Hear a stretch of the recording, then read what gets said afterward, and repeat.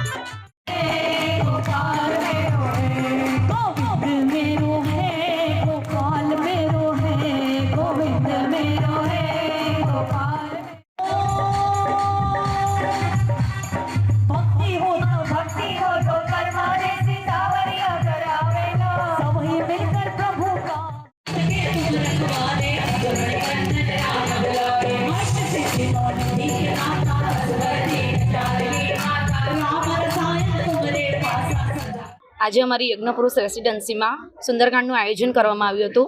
આ સુંદરકાંડનું આયોજન અમારી યજ્ઞપુરુષની મહિલા સંગઠને કર્યું છે અને સરસ રીતે પૂર્ણ થયું પણ છે અને વડોદરાના જાણીતા કલાકાર ગાયિકા સોનલજી કોઠારી થ્રુ થયું છે અને બધાએ ભાવિક ભક્તોએ એમાં સારો લાભ લીધો છે ને અમને પણ ખૂબ સારું લાગ્યું કે આટલી સંખ્યામાં ભાવિક ભક્તો આવ્યા, એ અમને પણ બહુ સારું લાગ્યું ને અમને એવો ઉત્સાહ મળ્યો કે અમે નેક્સ્ટ પ્રોગ્રામ સારામાં સારો કરીએ।